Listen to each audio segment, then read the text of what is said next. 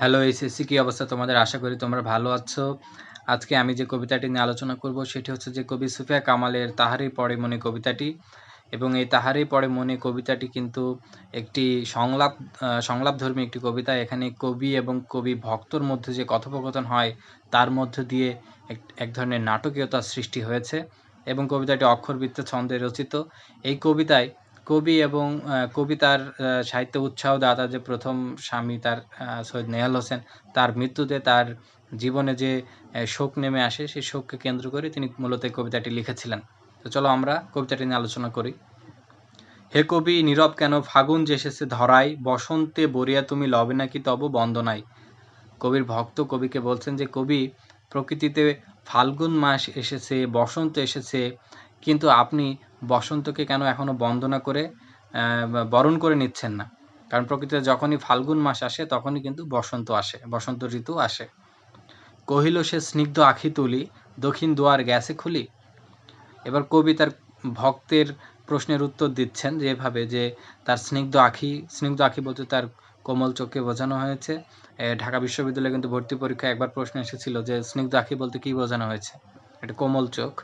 দক্ষিণ দুয়ার গ্যাসে খুলি বলতে কবি বোঝাতে চেয়েছেন যে যখন প্রকৃতিতে বসন্ত আসে তখন কিন্তু দক্ষিণ দিক দিয়ে মৃদু বাতাস বইতে শুরু করে। বাতাবি নেবুর ফুল ফুটেছে কি আমের মুকুল, দক্ষিণা সমীর তার গন্ধে গন্ধে হয়েছে কি অধীর আকুল। কবি আবার বলছেন যে বাতাবি নেবুর ফুল, লেবু নয়, বাতাবি নেবুর ফুল ফুটেছে কিনা, আমের মুকুল ধরেছে কিনা, এবং দক্ষিণ দিক দিয়ে যে বাতাসটা প্রবাহিত হয় সেই বাতাসটা ওই বাতাবি নেবুর ফুল এবং আমের মুকুলের গন্ধে আকুল হয়েছে কিনা। এবার কবি ভক্ত বলছে যে এখনো দেখনি তুমি, কহিলাম কেন কবি আজ এমন উন্মনা তুমি, কোথা তব নব পুষ্পসাজ। কবি ভক্ত এবার কবিকে বলছেন যে প্রকৃতিতে এত কিছু ঘটে গেছে অথচ আপনি কিছুই জানেন না, আপনি কেন এত উদাসীন, কেন এত উন্মনা? কারণ আগের যে লাইনগুলো কবি যে বাতাবি নেবুর ফুল বা আমের মুকুলের কথা বলছেন এগুলো দ্বারা কিন্তু কবিতার উদাসীনতায় প্রকাশ পেয়েছেন। কহিল সে সুদূরে চাহিয়া অলোকের পাথার বাহিয়া, তরি তার এসেছে কি, বেজেছে কি আগমনী গান, ডেকেছে কি সে আমারে, শুনি নাই রাখিনি সন্ধান। এই চারটা লাইন দ্বারাও কিন্তু কবির উদাসীনতায় প্রকাশ পেয়েছে। কহিল সে সুদূরে চাহিয়া মানে কবি মানে এমনভাবে চেয়ে আছেন মনে হচ্ছে যে তার দৃষ্টিসীমা মানে এরকম যে ৭ সমুদ্র ১৩ নদী পার হয়ে গেছে। অনেক সময় আমরা যখন কোনো কিছু চিন্তা করি তখন কিন্তু আমরা একদিকে তাকিয়ে থাকি, কিন্তু আসলে আমরা কোনো কিছু কিন্তু দেখি না। মনে হয় যেন আমাদের দৃষ্টিসীমা কত দূর অতিক্রান্ত হয়ে গেছে। তো এভাবে কবি বলছেন যে তরি তার এসেছে কি মানে বসন্ত যেন নৌকায় করে প্রকৃতিতে আগমন করে এবং তার বসন্ত যখনই প্রকৃতিতে আসে তখনই কিন্তু আগমনী গান বাজে। তাই কবি বলছেন যে বসন্তের তরি এসেছে কিনা এবং তাকে বরণ করে নেওয়ার জন্য আগমনী যে গানগুলো সেগুলো শুরু হয়েছে কিনা। ডেকেছে কি সে আমারে, শুনি নাই রাখিনি সন্ধান। এবার কবি বলছেন যে বসন্ত কি আমাকে ডেকেছে, আমি শুনি নাই, সন্ধানও রাখি নাই, মানে আমি কিছুই জানি না। এইগুলো দ্বারা কিন্তু কবির উদাসীনতা প্রকাশ পেয়েছে। কহিলাম ওগো কবি রচিয়া লহ না আজও গীতি, বসন্ত বন্দনা তব কণ্ঠে শুনি এ মোর মিনতি। কবির ভক্ত বলছেন যে আপনি আজকে একটা গীত বা গান একটা রচনা করেন না কবি, আপনি একটা গান রচনা করেন না, আপনার মুখে শুনি, আপনাকে মিনতি করছি যে আপনি একটা গান রচনা করেন, আপনার মুখ থেকে বসন্তকে নিয়ে একটি গান শুনব। কহিল সে মৃদু মধু স্বরে, নাই হলো না হোক এবারে। এবার কবি বলছেন যে নিচু স্বরে বলছেন যে নাই হলো, এবার নাই হোক, কারণ কবি তো মন খারাপ হয়ে আছে, তার মনে তো এখনো সেই স্বামী হারানোর যে বিষাদময় যন্ত্রণা সেটা কিন্তু তিনি এখনো বয়ে বেড়াচ্ছেন। আমারে গাহিতে গান বসন্তরে আনিতে বরিয়া, রহেনি সে ভুলিনি তো এসেছে তা ফাগুন সরিয়া। কবি বলছে যে আমি গান গাইনি, বসন্তকে বরণ করিনি, কিন্তু বসন্ত তো আর প্রকৃতিতে মানে আসতে কোনো বাধা পায়নি, সে তো প্রকৃতিতে এসেছেই।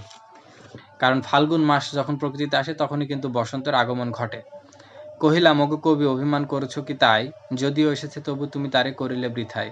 এবার কবি ভক্ত বলছেন যে এই জন্য কি আপনি অভিমান করেছেন যে আপনি তাকে বরণ করে নেননি, তারপরেও সে এসেছে, এই জন্য কি আপনি বসন্তকে এত অবহেলা করছেন?